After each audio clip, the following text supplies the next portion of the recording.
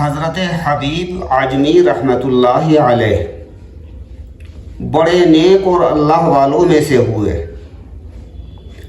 حضرت حسن بصری رحمۃ اللہ علیہ کے مرید اور شاگرد خاص تھے۔ ابتدا میں بڑے مالدار تھے، لیکن ایک وقت وہ آیا کہ اپنا تمام مال اللہ کے راستے میں قربان کر دیا، خرچ کر دیا۔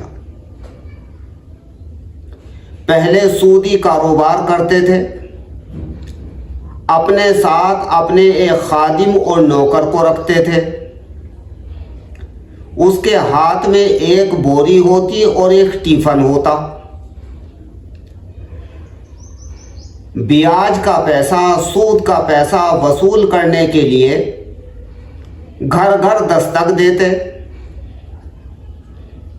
اور اگر نقد رقم ملتی تو نقد رقم لے لیتے، نقد رقم نہ ملتی تو اس کے بدلے میں غلہ اور اناج بوری کے اندر کر لیتے تھے۔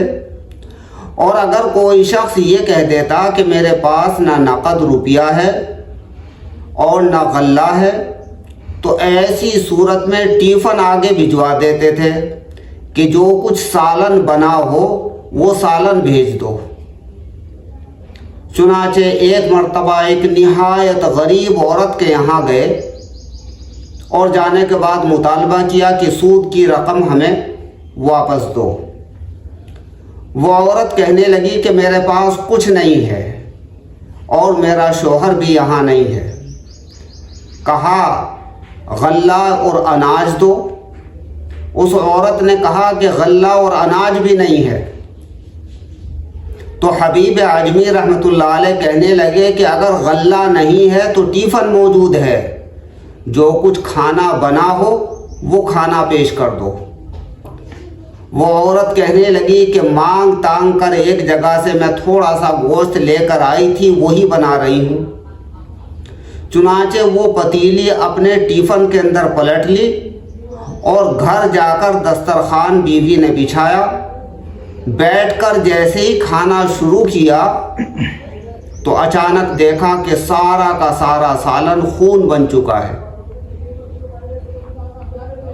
چنانچہ حبیب اعجمی رحمۃ اللہ علیہ حسن بصری رحمۃ اللہ علیہ کے پاس پہنچے اور سارا واقعہ بیان کیا۔ حضرت حسن بصری رحمۃ اللہ علیہ فرمانے لگے کہ ایسا معلوم ہوتا ہے کہ تم سود خور ہو، سود لیتے ہو، اور تم نے غریبوں کے اوپر ظلم کیا ہے، اسی کی وجہ سے وہ سالن خون بن گیا ہے۔ بس اسی وقت حبیب اعجمی رحمۃ اللہ علیہ نے توبہ کی حسن بصری رحمۃ اللہ علیہ کے ہاتھ پر، اور اپنا تمام مال اللہ کے راستے میں قربان کر دیا۔